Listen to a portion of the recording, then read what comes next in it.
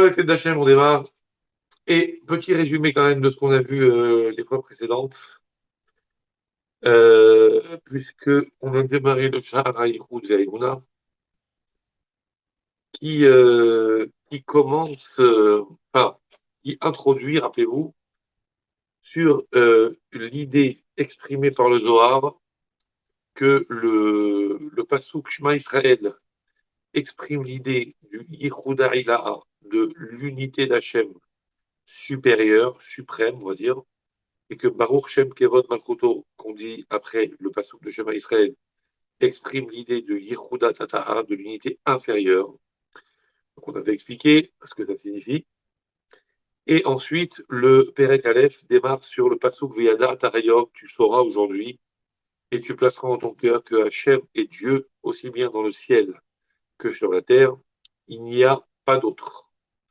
Et on avait posé la question, comment se fait-il que le passouk insiste tellement en disant il faut savoir, il faut se l'ancrer dans la tête, il faut se rentrer dans le cœur, qu'il n'y a pas d'autre Dieu, alors que bon, c'est pas une idée tant que ça impossible à accepter. Pourquoi est-ce qu'il faudrait vraiment se convaincre? Et le Tania avait expliqué, non, c'est pas seulement, on va dire, que il n'y a pas d'autre Dieu, c'est pas ça l'idée, parce que cette idée elle est très simple, et en tout cas elle est tout à fait acceptable. Mais l'idée plus difficile, et c'est avec ça qu'il faut se mesurer, c'est pour ça qu'il faut insister, c'est l'idée pas seulement qu'il n'y a pas d'autre Dieu, mais qu'il n'y a rien d'autre. Il n'y a aucune autre réalité à part Akadosh Baruch Hu, et même le monde, qui paraît être un monde tout à fait tangible, tout à fait réel, et être un monde tout à fait, on va dire, palpable, qui donne une vraie impression d'existence. Il existe ce monde. Et pourtant, il n'existe pas vraiment, et c'est sur la base de l'explication du pasuk dans Tehilim, Le'aolam Hashem Devarcha Nitzav Vashamayim, Akadosh Baruch Hu, toujours ta parole est debout dans le ciel, expliqué par le Baal Shem Tov, qui reprend un midrash, où on explique qu'en fait, tout ce qui existe dans ce monde est sous-tendu par la parole d'Hachem, qui est toujours, toujours en activité, la parole de Dieu qui a créé le monde. C'est cette même parole d'Hachem qui existe toujours jusqu'à maintenant, qui continue encore d'alimenter le monde en énergie, et que si cette parole créatrice, qui continue de soutenir le monde et de le faire exister, devait s'arrêter l'espace d'un instant, le monde retournerait au chaos total, comme s'il n'avait purement et simplement jamais existé. Et donc on avait dit, puisque quelque chose qui existe par la volonté ou par une énergie extérieure et qui dépend de cette autre volonté ou de cette autre énergie pour exister, c'est qu'il n'existe pas vraiment, puisque c'est cette autre énergie qui le fait exister. Donc on peut dire que finalement le monde n'existe pas vraiment, c'est la parole de Dieu, c'est l'énergie divine qui le fait exister, donc le monde n'existe que par Dieu. Donc on est tous d'accord de ce fait-là, que si le monde, bien qu'il donne l'impression d'une existence indépendante, mais c'est clair et net qu'il n'existe pas si ce n'est par l'impulsion que Dieu lui donne en permanence H24, c'est donc, on est obligé de dire qu'il n'existe pas vraiment. Que la seule chose qui existe est cette source d'origine, l'énergie divine qui fait exister le monde. Okay, et on avait expliqué, mais comment se fait-il si ce sont les 10 paroles qui ont créé le monde, qui sous-tendent à tout ce qui existe? Comment se fait-il qu'il existe des créatures dont le nom n'est pas mentionné dans la Torah parmi les 10 paroles de la création? On a vu que Dieu, dans les 10 paroles de la création, il a nommé, il a parlé pour créer le ciel, par exemple, pour créer la mer, pour créer comment dire, les grandes catégories d'animaux, animaux quadrupèdes, animaux donc mammifères, animaux oiseaux, animaux poissons, mais certaines catégories spécifiques de création, comme l'exemple qui est donné dans Tania, comme la pierre, le mot Even, qui veut dire la pierre, n'apparaît pas du tout dans la Torah, dans le processus de création. Comment se fait-il alors qu'il existe? Si on dit que ce sont les 10 paroles qui ont créé le monde, comment ça se fait que même des choses qui ne sont pas mentionnées dans les 10 paroles en question existent malgré tout? On avait expliqué que c'est parce que dans les 10 paroles en hébreu, les lettres, il y a des règles, on va dire, qu'on avait expliqué la fois dernière dans le cours précédent. Il y a des règles de permutation de lettres. Ok, il y a des lettres de possibilité donc soit de tsirouf, d'association de lettres, soit de chilouf, ça veut dire de permutation de lettres, soit des guématriotes, des valeurs numériques qui font que certains mots correspondent à d'autres mots, certaines lettres peuvent s'interchanger avec d'autres lettres. On a vu aussi qu'un mot peut être décliné, ça veut dire qu'un mot qui s'écrit en 3 lettres, par exemple, euh, voilà, Aleph Bet Gimel, ça n'existe pas, mais disons, un mot qui est écrit en 3 lettres, nous on écrit Aleph Bet Gimel, Aleph Bet Gimel, mais on peut décliner ce mot Aleph en écrivant la lettre Aleph, Aleph Lamed Fait Sofit, le Bet s'écrit Bet Yud Tav, le Gimel s'écrit Gimel Mem Lamed, et donc du coup un mot de 3 lettres devient un mot de 9 lettres, et donc chacune de ces lettres peut permuter, peut s'échanger, et chacune de ces lettres peut donner encore une déclinaison, comment dire, une ouverture supplémentaire en étant écrit d'elle-même en entier, et donc c'est infini. Donc les possibilités que les 10 paroles d'origine ont eu de créer encore une infinité de choses expliquent pourquoi ce monde est tellement, tellement riche, alors qu'il n'a été créé que 10 paroles, et en fait tout existe à travers des permutations, à travers des gématriotes, à travers des tahmoulot, en fait, voilà, comment dire, des permutations de lettres, etc., qui donnent la possibilité de créer toutes sortes de choses. Et on avait posé la question, mais comment se fait-il dans ce cas-là? Pourquoi Kadosh Baruch Hu n'a pas donné une parole créatrice pour chaque élément? Pourquoi a-t-il donné 10 paroles à partir desquelles, par tout un tas de dérivations, ça a donné naissance à d'autres choses? Pourquoi Dieu n'a pas créé tout simplement l'ensemble de l'univers avec des paroles adaptées correspondantes? On a dit c'est parce que il y a des créations qui sont extrêmement puissantes, comme le ciel, comme la mer, qui justifient d'être créées par une parole directement de Dieu. Par contre, il y a des créatures un petit peu plus spécifiques, un petit peu plus petites, un petit peu plus, on va dire, fragiles matériellement, qui ne pourraient pas supporter une trop grande intensité de lumière spirituelle, de lumière divine. Donc, il faut la créer à partir de dérivations. C'est un mot qui ensuite est changé par un autre mot qui donc du coup devient moins puissant, moins porteur en énergie, qui ensuite par une autre permutation est encore un petit peu plus réduit en énergie, et ainsi de suite. Ce qu'on appelle Hishtal Shelut, un enchaînement. Le premier maillon de la chaîne est en haut, et ensuite le deuxième maillon de la chaîne qui s'enchevêtre dans le premier est un petit peu plus bas, puis ensuite le troisième est encore plus bas, et ainsi de suite. Comme on l'a dit, quand on échange quelque chose contre quelque chose d'autre, alors la chose qu'on a échangée est moins forte que celle d'origine. De la même façon, le mot que Dieu a employé à l'origine est un mot très puissant qui peut créer des choses extrêmement fortes, extrêmement grandes, comme le ciel. Oui.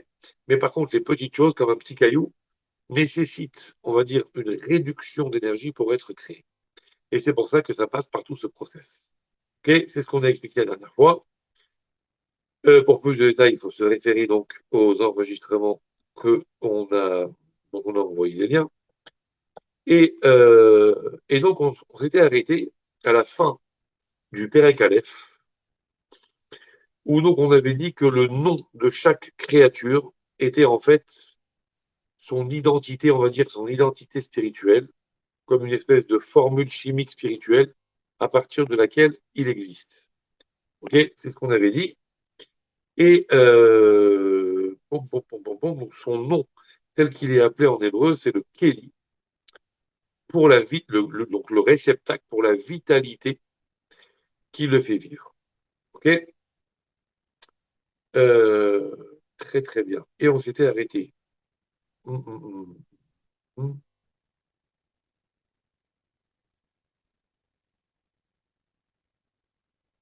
Bon, on va reprendre ici.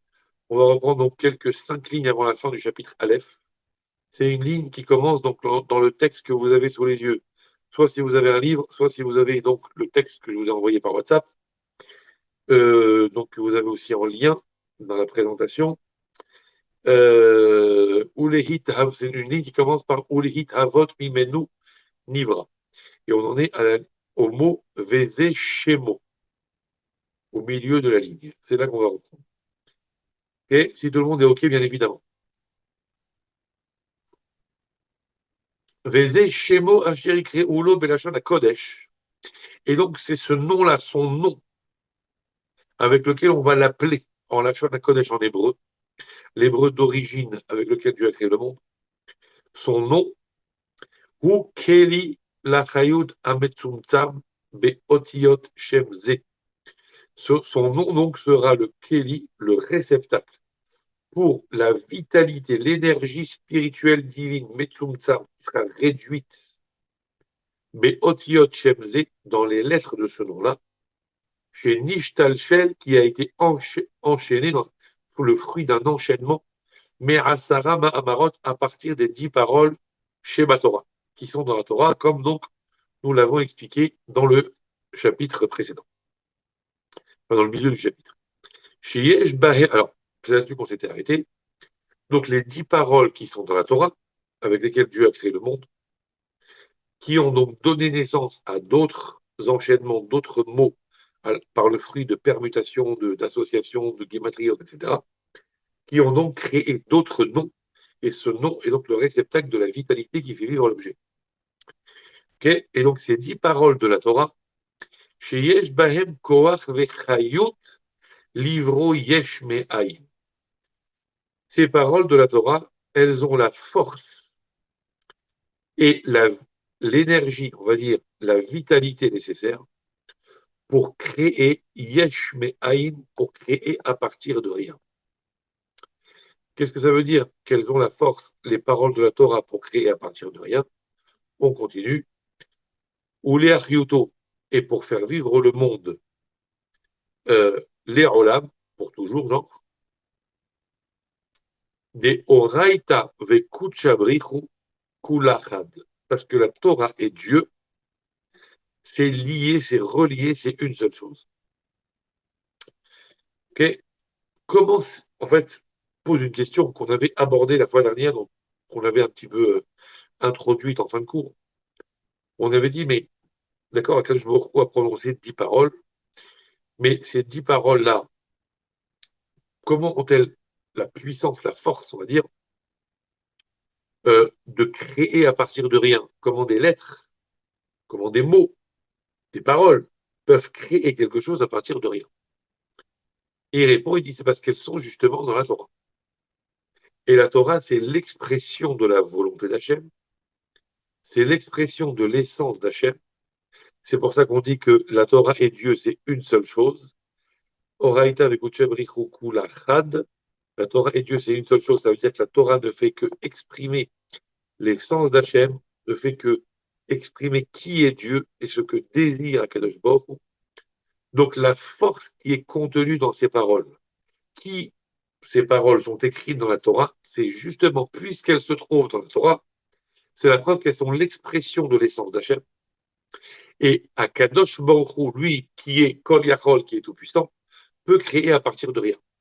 Et à partir du moment où ces paroles figurent dans la Torah, c'est qu'elles sont pas seulement, on va dire, des paroles émises de création, mais qu'elles sont carrément l'expression mamache de l'essence d'Hachem et de la volonté profonde d'Akadosh Baruch Hu. Et la volonté profonde d'Akadosh Baruch Hu, c'est-à-dire Dieu lui-même, peut créer à partir de rien puisqu'il n'est pas limité. Ça veut dire que tous les mots qui sont écrits dans la Torah sont porteurs d'une énergie tellement puissante qu'elle est illimitée et qu'elle peut créer à partir de rien. Okay. Ça, c'est la puissance de la Torah. Okay. Ça veut dire que ces paroles-là prennent la force d'Akadosh Baruch Hu infinie et peuvent créer à partir de rien. Et c'est pour ça que ce monde peut exister éternellement, puisque Akadosh Baruch Hu l'a programmé évidemment pour durer jusqu'à la fin des temps, y compris après la venue du Mashiach et la Géoula. Donc à partir de là, on va dire ce monde qui on va dire, qui est parti du haï, du néant, peut être créé yesh me haï, à partir de rien, par la puissance infinie d'Akadosh Baruch Hu, parce que c'est l'être figure de la Torah. D'accord? Et la Torah possède cette force. Ça, c'est ce qu'on a expliqué, Perek Aleph, donc le chapitre 1 nous explique que tout ce qui existe dans ce monde n'est que le produit de la volonté d'Hachem, n'est que le produit des paroles créatrices que Akadosh Baruch Hu a utilisées pour créer le monde, et que ces paroles créatrices continuent encore d'alimenter le monde. Et donc, on est tous d'accord de ce point de vue-là, que tel que c'est écrit dans la Torah, dans le Tehillim, Le'olam Hashem Devarcha Nitzav B'Shamayim, c'est ta parole qui fait exister le monde. Donc, on en revient à dire qu'il n'existe rien d'autre que Akadosh Baruch Hu. Ce monde n'existe pas vraiment. il n'est que le produit de la volonté d'Hachem exprimée par les 10 paroles de la création. Ok? Ça, c'est ce qu'on a vu, donc c'est le point de vue de la Torah, et à travers qu'on a expliqué. Maintenant, dans le chapitre bête, dans le deuxième chapitre, le Hadmour Azaken va, on va dire, va intellectualiser tout ça. Jusque-là, on a des psukim, on a des références de Torah, on a des textes kabbalistiques qui nous expliquent ce que ça veut dire, c'est quoi cette histoire de permutation, de ceci, de cela, que tout existe par les 10 paroles, comme c'est écrit dans Pirkei Avot, par Asarama Amarot Nivra Haolam. On parle dans le Zohar des 231 possibilités, comme on l'a vu la semaine dernière, de permutation de mots, de lettres, etc. On a vu donc à travers ce passage de l'Erolam Hashem Nevat Chalitzav Bashmaim. Bref, tout ça sont des références thoraïques. Maintenant, l'Admor Azaken va intellectualiser, va rendre les choses logiques pour qu'on puisse le comprendre même d'après une logique purement humaine. Ok? On va essayer de voir ça à travers le deuxième chapitre qui démarre. Vehine mikan teshuvat haminim vegilui shoresh ta'utam hakofrim behashgacha pratit uvotot uvmofte hatorah. Et voici que d'ici, à partir de là, donc, nous avons une réponse aux minimes, c'est-à-dire aux hérétiques, aux incroyants. Vegilui shoresh ta'utam, et un dévoilement de l'origine de leur erreur. Hakofrim behashgacha pratit, ceux qui nient la providence divine, ce qu'on appelle Ashgacha pratit, c'est-à-dire le fait que Dieu surveille, le fait que Akadosh Baruch Hu est derrière et accompagne chaque chose individuellement, que chaque création, chaque créature individuelle est sous la surveillance et sous la, on va dire, la gestion d'Akadosh Baruch Hu, ouvre Otot, et qui nie aussi les miracles, ou Mofté à Torah, et les merveilles qui sont écrites dans la Torah, que Akadosh Baruch Hu a fait des miracles. Okay? Des gens qui nient le fait que Akadosh Baruch Hu intervient dans le monde et qui peut changer la réalité de ce monde. Alors ici, le Hadmour Azaken, on va dire, ne parle pas des minimes, des hérétiques qui pourraient prétendre que Dieu n'existe pas et que le monde n'a pas de créateur. C'est-à-dire que ça,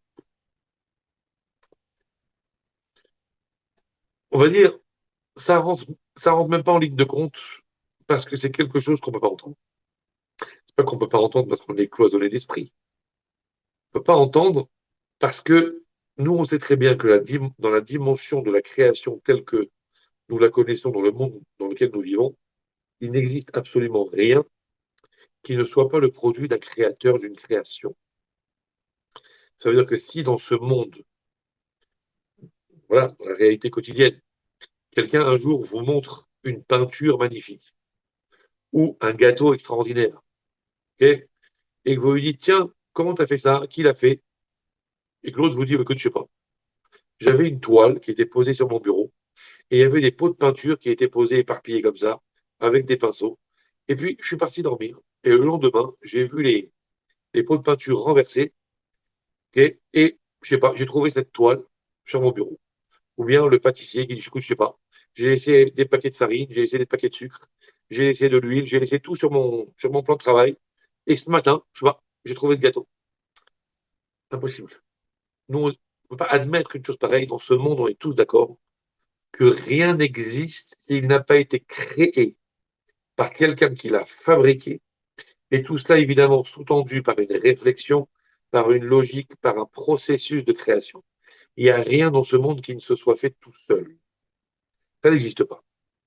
Donc, si déjà une simple réalité, un simple détail de la réalité matérielle de ce monde n'a pas pu se fabriquer tout seul, n'est pas le produit d'une espèce de hasard, alors le monde lui-même dans son ensemble qui renferme tellement d'intelligence, tellement de logique, tellement de régularité, tellement de cohérence, c'est impossible. Donc, ce genre d'hérétique qui prétendrait que le monde s'est fait tout seul, que le monde existe de toute éternité, qu'il n'y a pas de créateur, que tout est le fruit d'un hasard malencontreux ou bien rencontreux, je ne sais pas si ça se dit, tout ça, c'est même pas une forme d'hérésie de laquelle on veut entendre parler parce que c'est juste, voilà, c'est un prétexte de je ne sais quelle origine qui pourrait aller imaginer, je ne sais dans l'intérêt de qui, que le monde serait sans foi ni loi, sans créateur, sans juge ni justice. Donc ça ne nous intéresse pas. Le Hadmour Azaken parle ici d'autres hérétiques qui admettent l'idée. Et c'était probablement, on va dire, l'avis en vogue à l'époque de ceux qu'on appelait hérétiques, donc ils niaient, on va dire, toute foi ou toute adhésion à une religion quelconque. Ils admettent l'idée qu'il y a un créateur. Ils admettent l'idée que le monde n'a pas été créé tout seul. Ils admettent l'idée qu'il y a une force qui est à l'origine de la création du monde, mais qu'à un moment donné, ce créateur en question qui a tout créé, à un moment donné, il s'est retiré de l'histoire et il a laissé le monde aller tout seul à l'aventure. Et finalement, le point de départ, ça a été créé par un créateur. Le point de départ, l'impulsion de départ a été donnée par une force de création. Mais ensuite, ça y est, il n'y a plus de surveillance, il n'y a plus de gestion, le monde, il se gère tout seul. Et donc, il va dans une forme de continuité régulière, un peu comme une voiture qui est en roue libre. Elle roule toute seule, elle roule. Voilà, il n'y a plus rien qui la gère, il n'y a plus rien qui surveille, ça roule, ça roule, ça roule. On a remonté la clé, et hop, ça roule tout seul. Ça, c'est à ce genre d'hérétique-là, c'est à ce genre d'incroyant, entre guillemets, que Admour Azaken parle. Et il dit ce qu'on a dit maintenant est une réponse face à leur incroyance. Eux qui croient qu'il n'y a pas d'ashgaha pratique, qui croient qu'il n'y a pas de surveillance divine, que le monde y va tout seul. Dieu, il a créé le monde, il a créé des créatures. Et donc, c'est normal maintenant, puisque le monde va tout seul, bah, il y a des principes. Le plus fort dévore le plus faible. Et de temps en temps, il y a des petits incidents, de temps en temps, il y a des petits accidents. Et de temps en temps, il se passe ceci, de temps en temps, il se passe cela. Faut pas s'attendre à ce qu'il y ait une justice. Faut pas s'attendre à ce qu'il y ait, on va dire, une gestion, la police, etc. Le monde y va à volo. Et donc, c'est normal. Dis-lui à Morazaken, toutes ces personnes-là qui pensent qu'il n'y a pas d'Ashgaha et que le monde va tout seul, selon une certaine régularité, et que donc c'est toujours le même principe qui s'applique, et qu'il ne peut pas y avoir de changement de rythme, il ne peut pas y avoir de changement d'attitude, il ne peut pas y avoir de nouveauté, et donc ils renient l'idée du miracle, parce que pour eux, le monde, il va selon un mode de répétition, selon des règles. Il ne peut pas y avoir de temps en temps un changement soudain d'RR, un changement soudain d'itinéraire, ça n'existe pas. Il dit là, on a une réponse à leur proposer, et on comprend en réalité quelle est l'origine de leur erreur. Pourquoi ils n'admettent pas l'idée qu'on est forcé de dire que Akadosh Baruch Hu gère le monde dans tous les détails et que Dieu surveille tout ce qui se passe et que c'est obligatoire qu'il y ait le créateur derrière chaque chose en permanence. D'où ça vient leur erreur?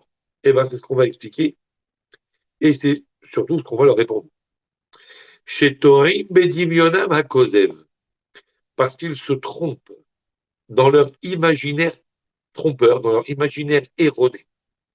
Chez Medamim Maase Hashem, Ose Shamayim Vaaretz, les Maase Enosh Vetahbulotav, parce qu'ils comparent l'action d'Hachem, créateur du ciel et de la terre, et les Maase Enosh Vetahbulotav à l'action de l'homme et de toutes ses élucubrations. Ok? Ça veut dire qu'en fait, comment ils en arrivent à des conclusions pareilles? Qu'on n'est pas obligé de dire que le créateur, il s'intéresse, que le créateur, il est investi. Peut-être que le créateur, il a créé, après il est parti. Et que maintenant, le monde, il marche tout seul. En fait, d'où ça vient? Ça vient du fait un peu de l'erreur que pourraient faire aussi certains scientifiques. De considérer que ce qu'on observe aujourd'hui dans certaines règles qui président au monde sont des règles qui s'appliquent toujours et qui s'expliquent et qui s'appliquent depuis toujours. Et donc, on regarde un peu ce qui se passe, on observe un peu la réalité matérielle et on applique, on va dire, les mêmes principes à l'ensemble du système, y compris au créateur. Et donc, ce serait une grave erreur, dit Admour Azaken, de croire que de la même façon que le processus de création chez l'homme, quand l'homme fabrique quelque chose, voilà comment ça se passe, d'adapter cette chose-là à Dieu en disant chez Dieu c'est la même chose, c'est là l'origine de leur erreur. Pourquoi? Parce que lorsque le tsoref, ça veut dire celui qui va fabriquer un objet en métal, celui qui, voilà, le forgeron ou quelque chose du genre, va fabriquer un objet, un keli, un ustensile. Shuv ein hakeli tsarich l'idée tzoref. Ensuite, le keli, l'ustensile, l'objet en question, n'a plus besoin des mains du tzoref, du fabricant, on va dire, du forgeron. Un fabricant quelconque va fabriquer un objet. Un bijoutier va fabriquer un bijou. Un forgeron va fabriquer un objet en métal. Un verrier va fabriquer un objet en verre, et ainsi de suite. Tout ce que vous voulez. Il va prendre les matériaux, il va les fabriquer, il va les former, il va fabriquer avec du verre, il va souffler, il va chauffer, il va faire cuire, il va durcir, il va refroidir, tout ce que vous voulez. Il va donner, à la base, il a donné une forme, et maintenant, effectivement, cet objet, ça y est, il est terminé. Donc, les mains du fabricant, de l'artisan, ont été nécessaires pour la fabrication. Maintenant que l'objet, il est terminé, ça y est, le fabricant retire ses mains, il se retourne, il s'en va, ça y est, l'objet n'a plus besoin de personne. Il est là, il existe, il n'a plus besoin d'aucune assistance, il n'a plus besoin du contact avec le fabricant. Ça y est, il est devenu une créature indépendante. Il n'a plus besoin qu'on l'assiste encore. Le créateur, le fabricant, peut rentrer chez lui, il peut se désintéresser complètement de l'objet, mais l'objet continuera d'exister. Ein hakeli tsarich l'idée tzoref. L'ustensile n'a plus besoin de rien du tout. Il n'a plus besoin des mains de son fabricant. Qui av sheyadav mesulakot heimenu. Même si ses mains, les mains du tzoref, les mains de l'artisan, mesulakot heimenu, elles se retirent complètement de lui. Veholech lo bashuk. Et carrément, le fabricant, le tzoref, le forgeron en question, il s'en va, il va dans la rue, il s'en va, il se préoccupe plus de l'objet. Hakeli kayam betavnito. L'objet continuera d'exister dans sa structure, dans sa stature, Vetsalmo et dans son apparence, Mamash Ka'asher Yatsa Midea Tzoref. Exactement de la même façon que quand il est sorti des mains du Tzoref. Lorsqu'il a fini de le fabriquer, dans l'état où il était, lorsque sa fabrication s'est terminée, il peut l'abandonner complètement. Il revient 10 ans après, l'objet n'a pas bougé. Toujours dans le même état. Il n'a eu besoin d'aucune assistance, il n'a plus eu besoin que le Tzoref soit là pour le tenir, pour l'accompagner, pour le regarder, pour l'assister, pour le surveiller, rien. L'objet, il existe, il est posé là-haut sur un meuble, il ne bougera pas et il ne se passera rien. Car medamim hasichlim haelu.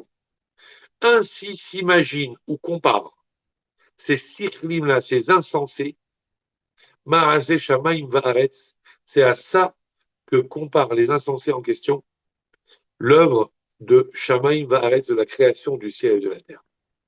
Ils ont l'impression que quand quand le créateur, parce que eux, c'est des, voilà, je sais pas s'ils parlent de Dieu, quand le créateur du ciel et de la terre a créé le ciel et la terre, bah pareil, il a créé le ciel et la terre, et après, il peut se permettre de s'en aller, d'abandonner complètement l'histoire, de s'en désintéresser, et le monde va tenir tout seul. De la même façon que celui qui a créé ce verre en polystyrène, il l'a formé, il l'a fabriqué, il l'a créé, et après, c'est fini l'histoire. Il s'est désintéressé, il l'a mis dans un sachet, il l'a mis dans son entrepôt, il est parti dans le magasin, il est parti chez l'acheteur, qui va boire son café avec, et il ne se passera rien. Ils ont l'impression que le ciel et la terre, c'est la même chose. Le créateur a créé, et après, ça y est. Et c'est ça qui leur fait dire que le créateur a pu se permettre, donc, de partir en vacances, et de laisser le monde se débrouiller tout seul. Sauf que c'est pas comme ça. Ah, cependant, tah mereot enehe.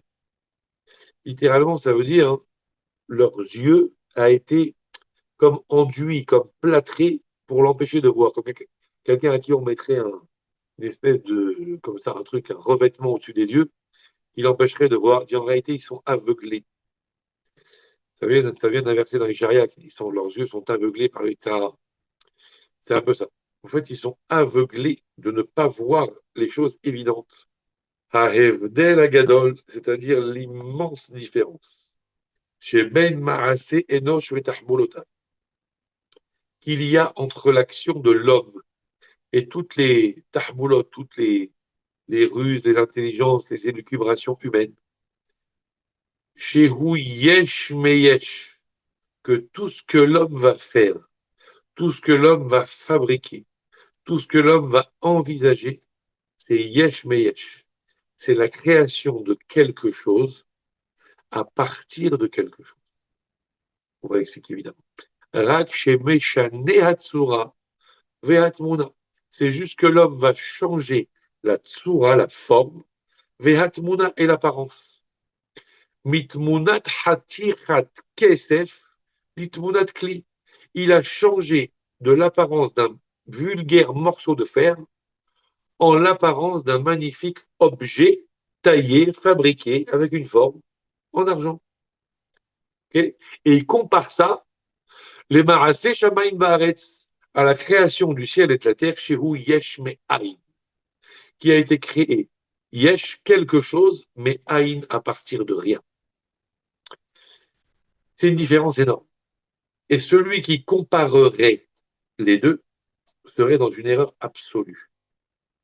Genre, voilà, moi j'ai fabriqué ce verre, et après je l'ai laissé, je l'ai abandonné.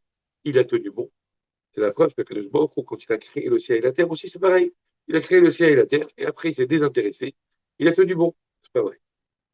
Parce qu'il y a une différence fondamentale, c'est que celui qui crée un objet, même un objet très sophistiqué, voilà, une batterie externe, ou un téléphone, un ordinateur, ce que vous voulez, quelle que soit la nature de la, entre guillemets, création que l'homme va faire, il ne sera cet homme que non pas un créateur au sens thoraïque du terme, mais un fabricant, un formateur, formé, fabriqué. Il va prendre des éléments qui existent déjà. Il va prendre des matériaux, des matières premières qui existent déjà. Et il va juste les reformer. Il va juste en développer des capacités. Quand je prends un morceau de ferraille ou un morceau d'argent, Khatichat Kesef, comme c'est écrit, et que de cette Khatichat Kesef, je vais fabriquer par exemple un bijou ou une petite statuette, une petite forme, n'importe quoi d'autre. En réalité, je n'ai rien créé. Je n'ai fait que révéler quelque chose qui existait en potentiel à l'intérieur de la matière initiale. Dans le morceau d'argent, le morceau de fer que j'avais entre les mains, ouais, un lingot par exemple, il y avait potentiellement toutes les formes possibles. Il y avait potentiellement le fait de pouvoir faire avec ça un petit bonhomme, un bracelet, un collier, une boucle d'oreille, je sais pas moi, une plaque en fer, ce que vous voulez.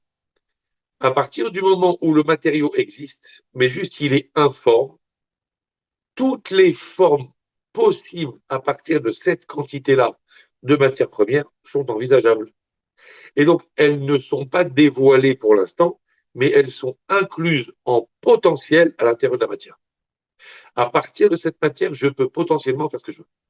Lorsque je vais le faire, lorsque je vais tailler cette matière dans une certaine forme, je ne vais faire que révéler un des potentiels qui était contenu depuis l'origine dans cette matière.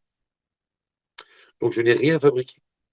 J'ai juste dévoilé quelque chose qui était déjà contenu, qui était déjà existant, en reformant autrement, en donnant une autre apparence, une autre forme, ou en association d'autres choses. En fait, je n'ai fait que révéler des potentiels qui étaient inclus à l'intérieur de la matière depuis la création. Rien ne se perd, rien ne se crée, tout se transforme. Comme aurait dit le bon Lavoisier, il n'a fait que reprendre Shlomo Ameler, qui dit, bien longtemps avant déjà, qui avait dit qu'effectivement, il n'y a rien de nouveau sous le soleil, et que tout ce qu'on fabriquera, tout ce qu'on découvrira, tout ce que le monde un jour révélera, tout, tout, tout a été créé pendant les 6 jours de la création. Il n'y a rien de nouveau. Il y a juste la révélation, le dévoilement de quelque chose qui jusque-là était caché, mais qui en potentiel était quand même contenu dans la matière. Même les dernières nouveautés, les créations technologiques les plus incroyables, les découvertes, les inventions, tout ça n'a été révélé qu'à partir d'une matière déjà existante. On a associé des nouvelles matières, on a trafiqué des nouvelles matières, on a peut-être d'une certaine façon créé des nouvelles matières, comme, je ne sais pas, le plastique, comme ceci, comme cela, comme des matières artificielles, comme des matières synthétiques, ce que vous voulez, mais ça reste quand même de la transformation à partir de quelque chose qui existait déjà. Rien n'a été inventé. Par contre, Shamaim Va'aretz, les 6 jours de la création, le ciel et la terre, Akadosh Baruch Hu a créé à partir de rien du tout. C'est ce qu'on appelle Chidouche. C'est une nouveauté totale. Rien n'existait avant. Ça ne sort d'aucune autre forme de matière initiale. Ça n'est pas révéler quelque chose qui existe déjà en potentiel, parce qu'il n'y avait rien. Et Akadosh Baruch Hu a tout créé, il a créé même le Etzem, l'essence même du Yesh, l'essence même de l'existence. Akadosh Baruch Hu l'a créé. La matière première initiale à partir de laquelle tout va exister, c'est ça que Dieu a créé à partir de rien. Et ça change tout. Ça change même absolument tout. Ok? Pourquoi ça change tout? Hop, pardon.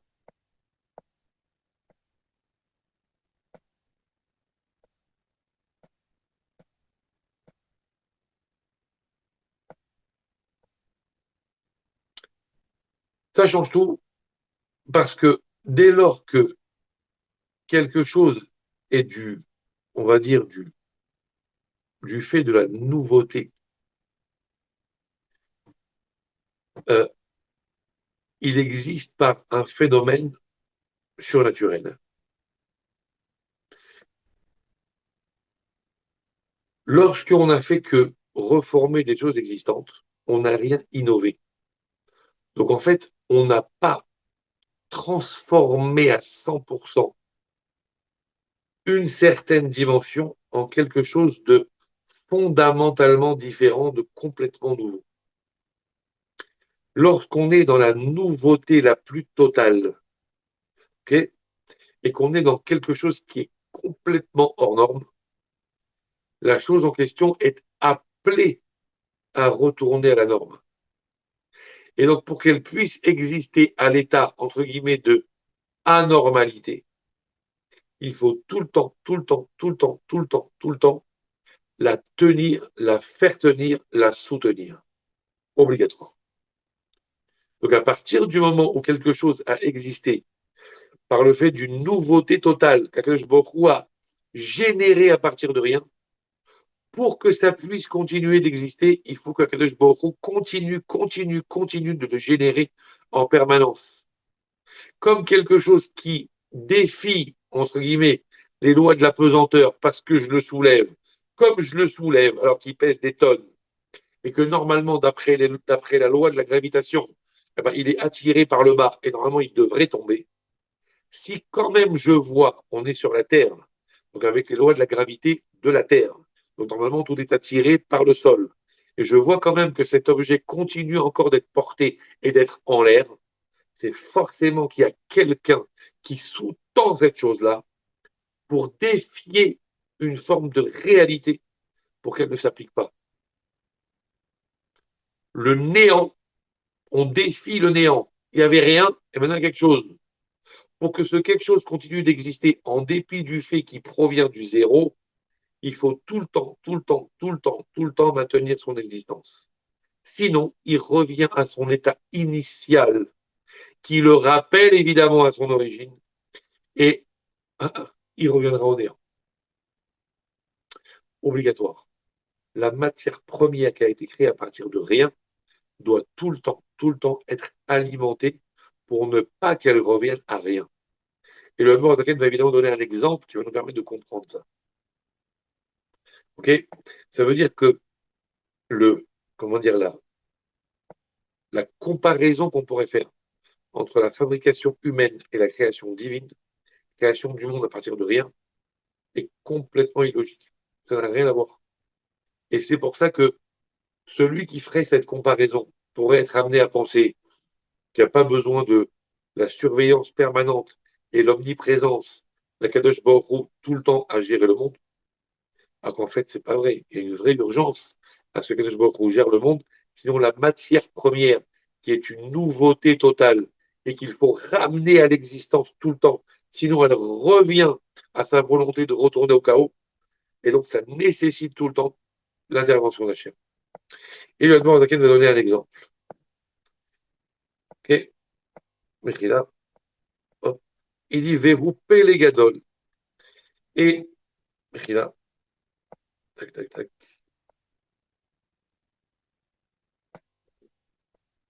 Il dit Vehu Pele Gadol.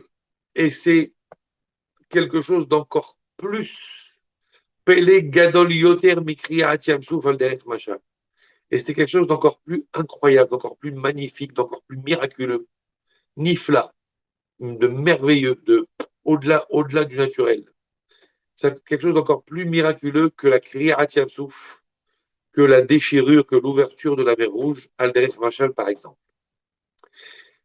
Qu'est-ce qui s'est passé au moment de la déchirure, de l'ouverture de la mer Rouge? Il va expliquer. Chez Roli Hashem et Hayam Beruach Kadim Azza Kol Halayla. Akadosh Baruch Hu a conduit la mer, Beruach Kadim Azza, par un vent d'est extrêmement puissant, Kol Halayla, toute la nuit. Toute la nuit, Akadosh Baruch Hu a fait souffler le vent, souffler le vent. Évidemment, Akadosh Baruch Hu n'aurait pas eu besoin à l'origine de toute la nuit. Akadosh Baruch Hu aurait pu ouvrir la mer comme ça. Il y a des raisons pourquoi toute la nuit. Mais il n'en reste pas moins que le vent que Dieu a fait souffler, a soufflé, soufflé, soufflé, soufflé, Vaïbakeru Hamaïm. Finalement, les eaux se sont fendues. Venitsevu kemoned ou kehoma. Et elles se sont tenues comme une colonne, enfin comme une muraille, kehoma comme une muraille. Se sont tenues comme un mur. Et c'était des murs, des murailles de part et d'autre des Bnei Israël qui ont traversé le tunnel. Ok. Donc Akadosh Baruch Hu a fait souffler un vent qui a poussé l'eau de la mer, qui finalement s'est ouverte par ce vent qui a soufflé. La mer est partie comme ça, là, sur le côté. Et de ce fait-là, elle s'est tenue droite comme un mur. Elle est restée debout comme ça, à la verticale. Veilou, si Hachem est à voir Kerega. Si Akadosh Baruch Hu avait arrêté le vent, Kerega, ne serait-ce qu'un tout petit instant, Ayu Amaim Chosrim, Venigarim, Memorat, Kedarkan, l'eau, elle serait revenue et aurait recoulé vers la descente. Kedarkan, Vetivaram, selon l'habitude de l'eau et selon la nature de l'eau. Vélo kamou kehoma blisafek, et elle n'aurait pas pu tenir comme une muraille, blisafek, sans aucun doute. Donc, puisque normalement la nature de la mer, c'est d'être dans ce sens, c'est d'être que l'eau va couler vers le bas, okay, et qu'elle va être maintenue vers le bas. Si d'un seul coup, tu as une eau qui va monter comme ça, et qui va tenir en hauteur comme une muraille à la verticale, c'est parce que tout le temps, il y a un vent qui souffle et qui la maintient dans cet état. S'il n'y avait pas une force contraire pour la maintenir dans cet état, et que cette force contraire s'arrêtait l'espace d'un instant, l'eau automatiquement reviendrait à son état initial. Parce que vu que c'est quelque chose on va dire, qui ne fait pas partie d'un système instauré, mais quelque chose qui est de l'ordre du surnaturel, pour que le surnaturel continue de perdurer, il faut qu'il soit alimenté par la force qui lui permet d'aller contre la règle programmée que Akadosh Baruch Hu a mis dans ce monde. Ok?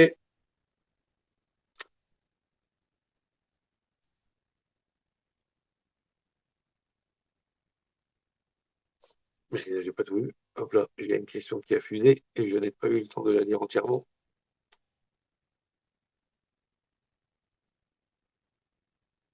Ah, alors on pose la question pourquoi est-ce que le fait de créer une image, une statue, serait interdit alors qu'il y a d'autres choses qu'on a le droit de fabriquer. On a le droit de fabriquer des objets, on a le droit de fabriquer, par exemple, un gâteau. Et pourquoi? Alors, une statue, c'est un petit peu différent. Ça veut dire qu'en fait, toute chose qui pourrait, on va dire, être apparentée à une dimension à laquelle on accorderait un crédit, comme étant une force, euh, on va dire, par exemple, un visage, un élément, on va dire, comme le soleil, okay, euh, à qui certains idolâtres ont prêté un crédit, un pouvoir, et en ont fait une divinité. D'où ça vient? C'est comme c'est, en fait, le soleil, par exemple, c'est une puissance énorme. Ça veut dire que c'est un peu le roi du cosmos, quoi. La Lune aussi a quand même une puissance énorme, même si elle est secondaire par rapport au Soleil. C'est quand même elle qui gère les marées. C'est quand même elle qui est à l'origine de la possibilité de compter les mois. Donc, qui va permettre de fixer le calendrier, qui a quand même une influence sur une forme de réalité matérielle. Okay, ceux qui sont lunatiques dépendent des phases de la Lune. Ouais, ils sont jeunes à certaines périodes du mois. Ça dépend. Donc, voilà. Donc, ça veut dire que la Lune a une certaine influence, un certain pouvoir. L'homme, on n'en parle même pas. Il a un pouvoir incroyable. Akadosh Baruch Hu l'a créé à son image. Il en a fait un presque Dieu. Donc ça veut dire que représenter des images de choses qui pourraient en réalité donner lieu à une adoration, parce que ce sont des choses qui détiennent le pouvoir, okay, ça pourrait être un problème. Par contre, de créer des choses qui sont sans valeur, qui ont une utilité au quotidien, une utilité matérielle, mais à qui on n'accorderait pas le même crédit, et d'ailleurs on n'en ferait pas d'idolâtrie, je suis pas sûr qu'on pourrait faire une idolâtrie, vous voyez, d'une batterie externe. Je crois pas. Ouais, même les fidèles de la secte Samsung, je crois pas qu'ils en feraient une affaire d'État. Oui, par contre, on a déjà vu, voilà, un fleuve, une mer qui est puissante, le soleil, certains arbres aussi. Donc c'est pour ça qu'il y a certaines figurines, ouais, qu'on n'aurait pas le droit de représenter ou qu'on n'aurait pas le droit de prendre le risque de fabriquer sous peine que ça ressemblerait à l'idolâtrie. Mais fabriquer un objet qui est ou bien sans valeur, ou bien de l'ordre de l'utilité au quotidien, sans lui prêter une puissance quelconque ou sans lui prêter un pouvoir particulier, non, c'est permis. Ok, alors revenons à nos moutons.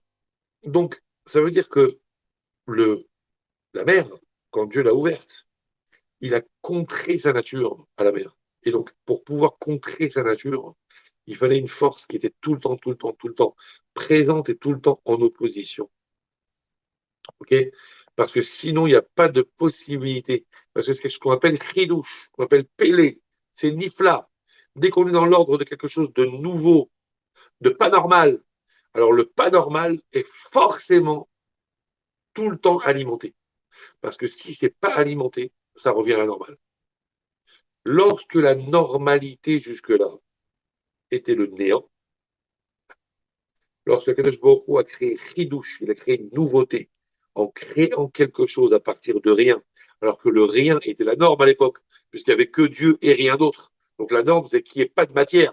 Kadosh Baruch Hu, c'est l'être absolu, il n'y a pas de place pour la matière.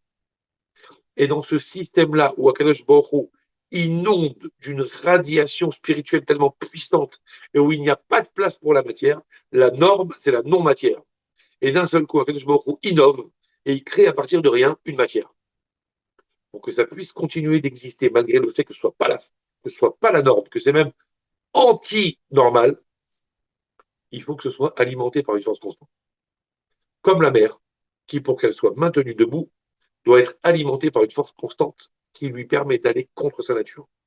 Et dit le Admor Azaken, encore la mer, Av shehateva haze bamaim, gam ken nivra ou mechudash yesh me'ayin. Bien que cette nature-là dans l'eau soit elle-même une création, ou mechudash yesh me'ayin, et que ce soit aussi on va dire, une nouveauté à partir de rien. C'est-à-dire que le fait que la mer soit de l'eau qui coule, qui va vers le bas, qui est fluide, etc., c'est pas quelque chose qui est propre à la matière elle-même. C'est que Dieu a créé la matière et ensuite, donc la matière, la mer, quoi, la mer en tant que créature matérielle, et ensuite il a donné à chaque matière des caractéristiques spécifiques qui lui sont propres, et même ces caractéristiques spécifiques qui lui sont propres sont créées à partir de rien. Maintenant, Dieu, entre guillemets, ne contredit pas le etsem de la matière, il contredit la caractéristique superposée, greffée à la matière, qui lui donne cette caractéristique-là. Par exemple, il y a des choses qui sont inhérentes à la matière. La matière, par définition, ça prend de l'espace. Vous voyez, là j'ai une batterie externe, là j'ai un verre, oui. Là j'ai un rouleau de scotch. Voilà. Là, j'ai pas un double décimètre, mais presque. Ouais, une règle. Bon, je suis pas en train de vous faire le téléachat, hein. Pierre Bellemare, là, Dahmo, bon. Bon, mais je vous montre un petit peu de ça. Ils ont tous un point commun, ces objets, c'est que ce sont des objets matériels. Et donc, comme tous les objets matériels au monde, ils occupent de l'espace. Ils ont une certaine longueur, ils ont une certaine largeur, ils ont une certaine épaisseur. Bref, ils ont un certain volume. Et ce volume fait qu'ils occupent de l'espace. Le etsem, ça veut dire l'essence même de la matière, occupe de l'espace. Donc la création matérielle, quelle qu'elle soit, possède une définition commune, ça occupe de l'espace. Mais par exemple, vous voyez, cette règle en plastique, elle ne coule pas. C'est pas du liquide. Okay, elle n'a pas les caractéristiques de l'eau. Le scotch, encore moins. Vous voyez, ça c'est long et plat. Ça c'est rond et épais. Ça c'est carré, enfin, plus un parallélépipède rectangle, et ainsi de suite.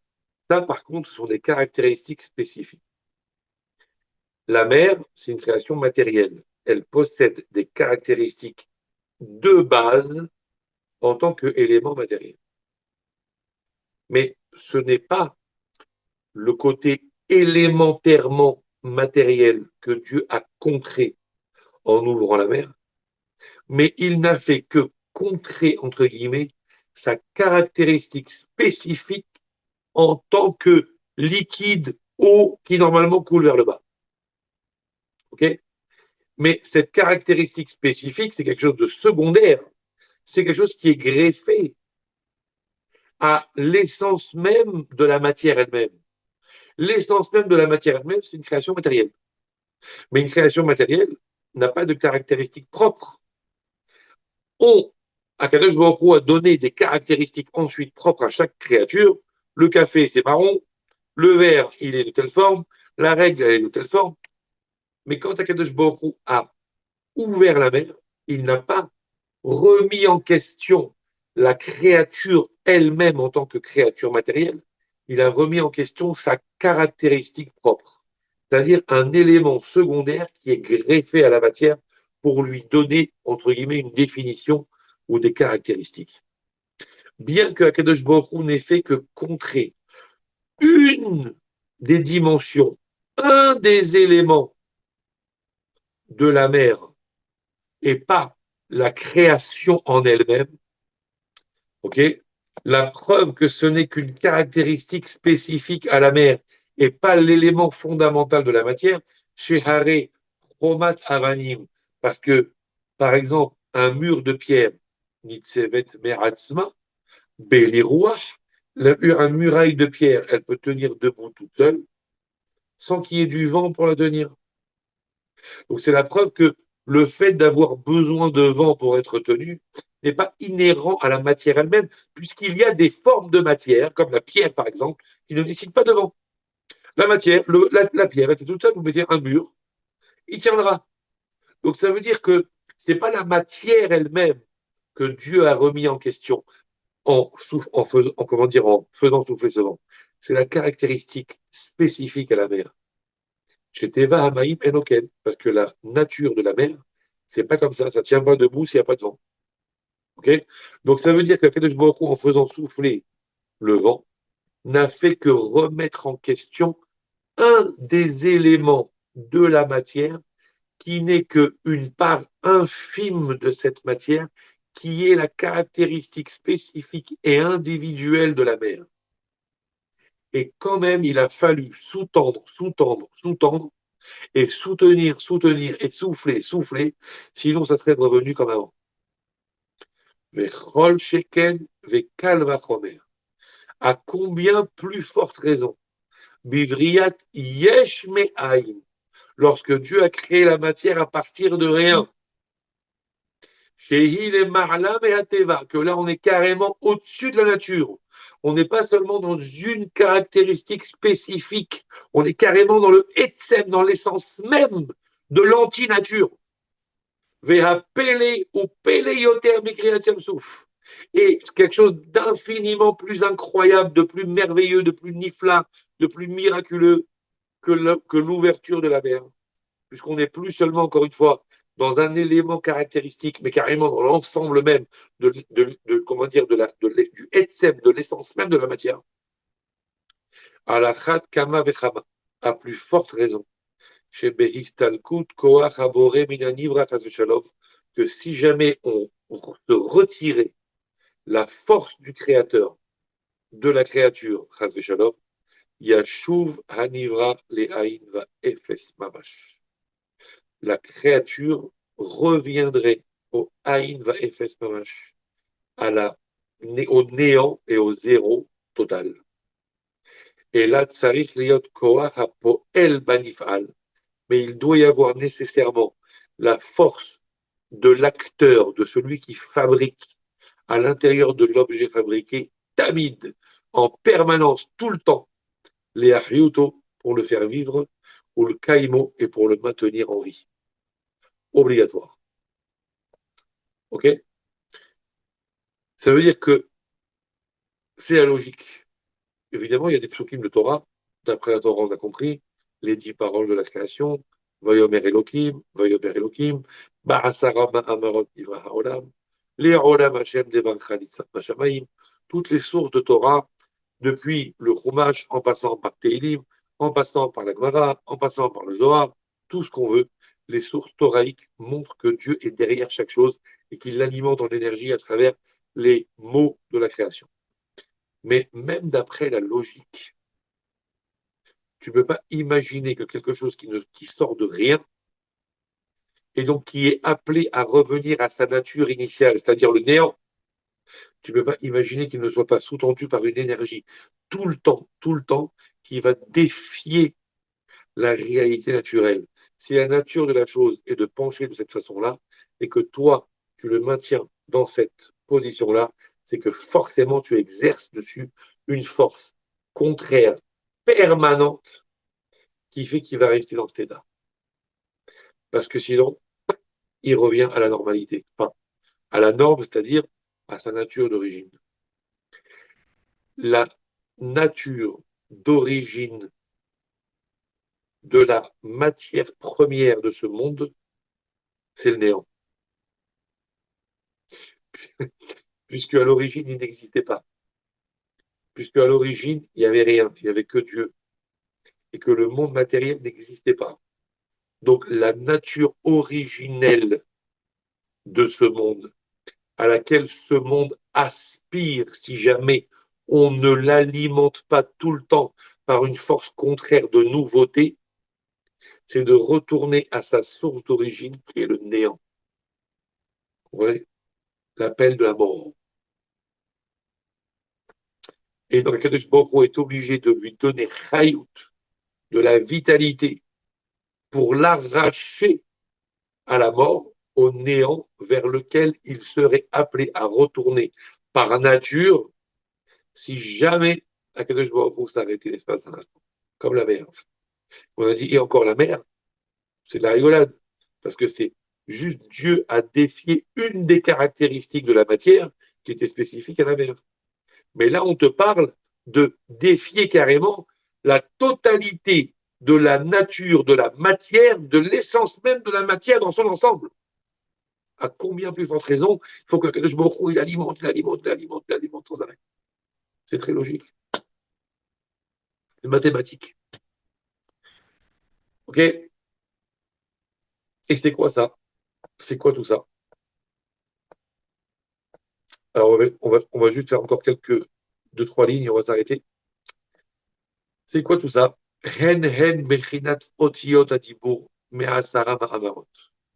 Et c'est quoi cette énergie-là, cette force que Akadosh Baruch Hu exerce en tant que poël, en tant qu'agissant sur le nifal, sur la matière, c'est-à-dire sur ce qui est fabriqué, c'est Bechinat Otziot Adibour, ce sont les lettres des paroles Me'asara Ma'amarot, des 10 paroles de la création, chez Bahem Nivreu, à partir desquelles ils ont été créés.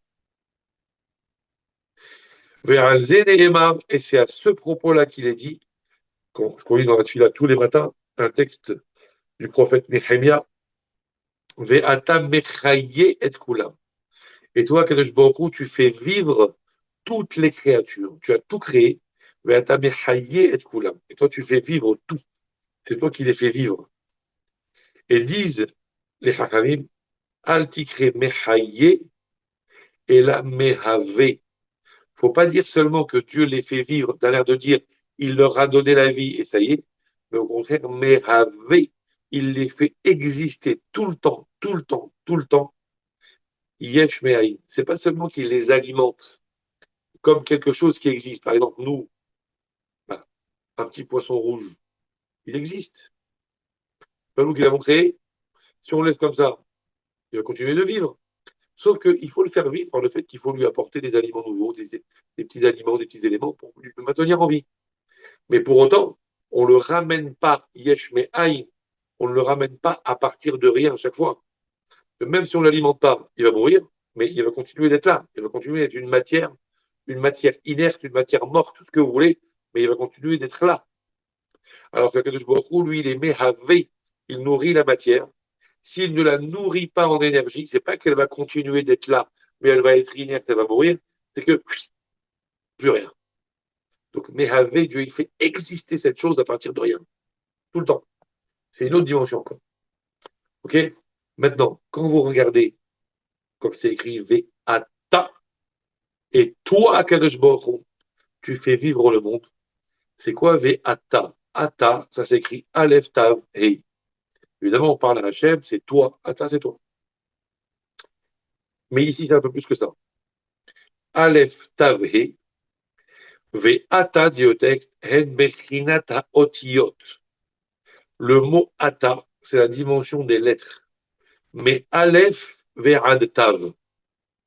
Aleph Tav Hei. Ata, ça s'écrit Aleph. Tav Hei. Aleph Tav, c'est toutes les lettres de l'alphabet, de Aleph à Tav.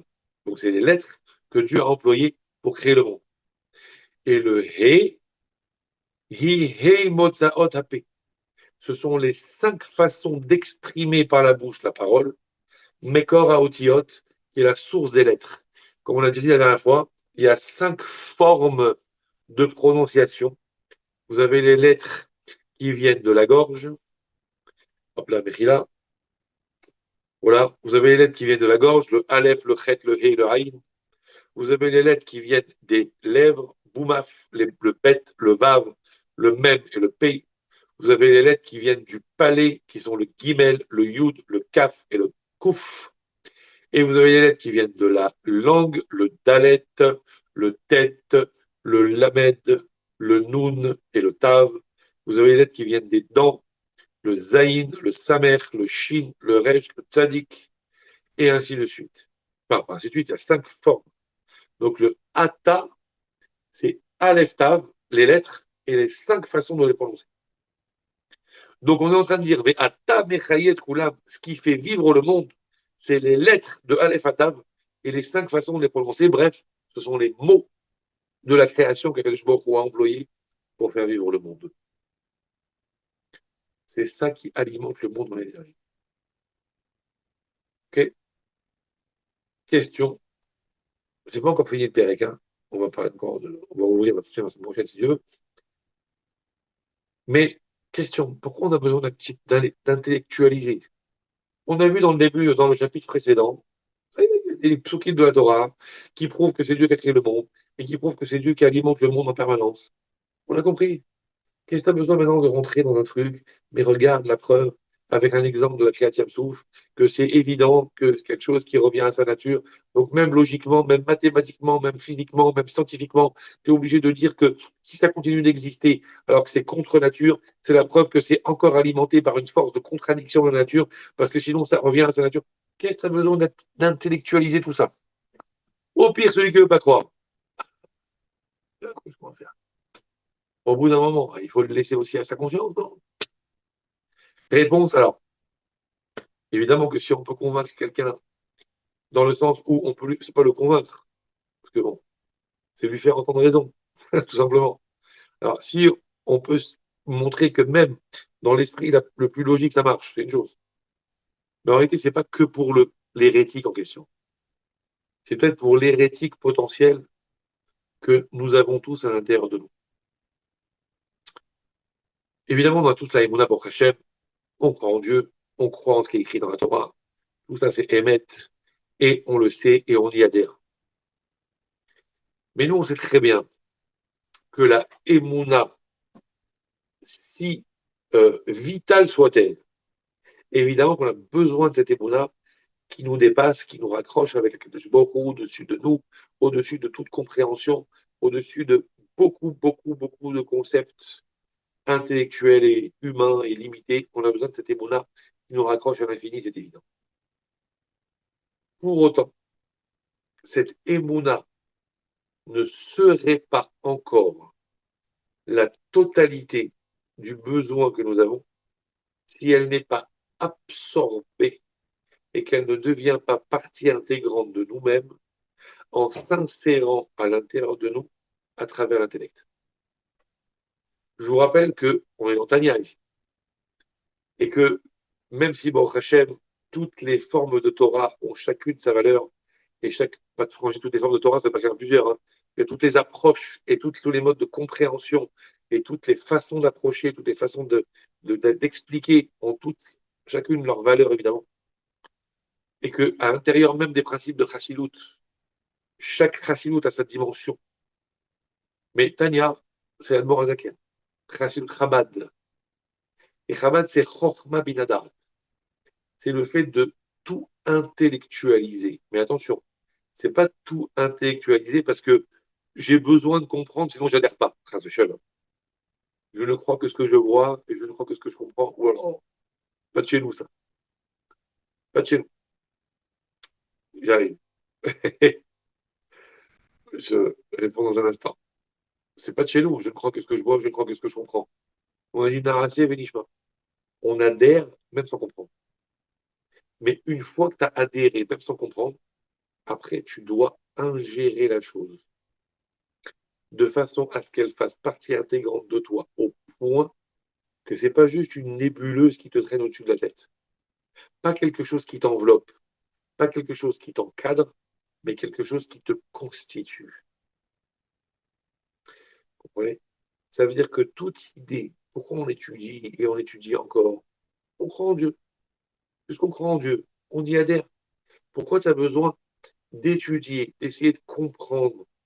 Comme on a vu dimanche matin, il faut comprendre comment Dieu se conduit. On a une mitzvah d'analyser la conduite d'Hachem. On a la mitzvah de comprendre comment Akadosh Baruch Hu se conduit, parce que s'il se conduit comme si dans telle circonstance et comme ça dans telle autre circonstance, c'est pour faire un appel à ma conscience qu'il attend de moi que je fasse telle et telle chose. Donc je dois intellectualiser, je dois comprendre, même si je sais que je ne pourrais pas tout comprendre. Mais je dois, jusque là où je peux, amener à l'intérieur de moi toute cette dimension des Bouddhas. Ça veut dire que je dois en être à ce point-là convaincu, pas comme quelque chose qui me dépasse et que, on va dire, je m'oblige à accepter. Même si évidemment que c'est ça la Emouna, et c'est ça le juif, et c'est ça le Messirut Nefesh, et c'est ça qu'on attend de nous comme Abraham Avinu. Il n'en reste pas moins qu'au-delà de cette conviction de Emouna qu'on est obligé d'avoir, on a aussi une deuxième dimension, c'est qu'on est obligé d'ingurgiter la chose comme quelque chose que l'on mange et qui fait partie de nous, qui se transforme comme dans nos tissus physiques. Ce qu'on mange, ça devient partie de nous-mêmes. De la même façon, ce qu'on dévore intellectuellement, ça fait partie de nous-mêmes. C'est pas que oh, j'y crois, mais je ne pourrais pas le démontrer, je ne pourrais pas en parler, je ne pourrais pas le réfléchir, je ne pourrais pas le prouver. Non, jusque là où je peux, ça doit faire partie même de mon système, ouais, du boulonnage intellectuel. Donc on doit, autant que qu'on le peut, intellectualiser les choses, parce qu'en les intellectualisant, au bout d'un moment, on les pratiquement on les voit de nos yeux comme une réalité tangible, jusqu'à ce qu'on les ressente et que ça nous influence dans notre réalité. Et à partir de là, quand on ira se promener sur les rives d'un fleuve ou sur les bords de mer, on ne pourra pas faire autrement, évidemment, que de penser à la grandeur d'Akadosh Baruch Hu, qui a défié la nature de l'eau par le fait qu'il a ouvert la mer, et que ce n'est qu'un pâle échantillon de ce que Akadosh Baruch Hu fait au quotidien, de défier la réalité de ce monde qui normalement reviendrait au chaos si Akadosh Baruch Hu ne l'alimentait pas en énergie en permanence. Ouais. Quelque chose que j'intellectualise, je travaille tout le temps. Quelque chose auquel j'adhère par Emouna. Bon, je peux arriver à y penser, je peux aussi ne pas arriver à y penser. Mais quelque chose que je conçois comme un élément intellectuel qui fait partie du fondement même de ma pensée, qui fait partie du fondement même de ma conviction, j'y pense en permanence, forcément. C'est ce qui fabrique mon système. Donc c'est pour ça que Norazaken intellectualise. Pour répondre à la question, si on n'a pas d'émouna, on devient un hérétique, c'est sûr. Ça veut dire que si on base tout sur une forme de logique, à un moment donné, on se perd. Parce que c'est sûr que d'abord, notre logique, elle ne peut pas tout embrasser. C'est sûr. Des choses qu'on ne pourra jamais comprendre, qu'on sera obligé d'accepter. Mais c'est plus que ça. C'est que, vous voyez bien, comme on l'a dit, tout a commencé par un Naasé Benishma. Hakadosh Baruch Hu n'a pas d'abord essayé de convaincre intellectuellement les Bnei Israël. Et une fois qu'ils étaient convaincus, parce qu'ils ont vu la grandeur de la Torah, ils ont vu l'intelligence de la Torah, ils ont dit, on accepte cette Torah tellement intelligente. Et ensuite, Akadosh Baruch Hu aurait pu ensuite seulement leur montrer des miracles pour réveiller leur émouna. Il a fait le contraire. Il a d'abord attendu qu'ils y adhèrent par émouna, naase venishma. On se donne à fond, on comprend rien, mais on y va, on accepte. C'est Dieu, c'est Dieu. Et ensuite seulement, ils ont intellectualisé. C'est-à-dire que le fond de la marmite, il doit être d'abord tapissé par de la émouna.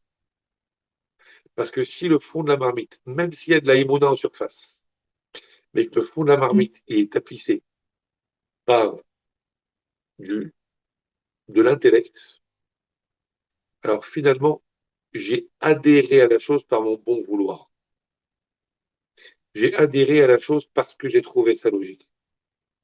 Et le jour où je trouverai ça pas logique, on va savoir ce qui peut se passer. C'est pour ça que d'abord c'est Emouna.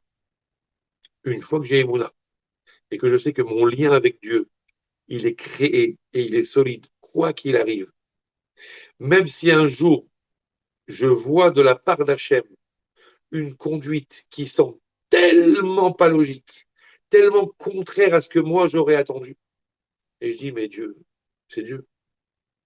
Ouais. Quelqu'un qui aurait basé tout sur la logique, et que c'est par là qu'il commence. Le jour où Akadosh Baruch Hu se conduit à l'inverse de ce à quoi il s'attend lui, à travers sa logique sur laquelle il a bâti sa émouna, lorsque tu casses les fondations, tu casses tout. La fondation, c'est la émouna. Ça veut dire, j'adhère. Dieu, c'est Dieu. Bon, j'accepte. Mais ça ne suffit pas. Parce que tu ne peux pas accepter quelque chose si ça n'est pas quand même solidifié par un intellect qui ne vient pas se substituer à la Emouna. La Emouna, c'est la Emouna. Mais qui vient ancrer. C'est ça l'intellectualisation.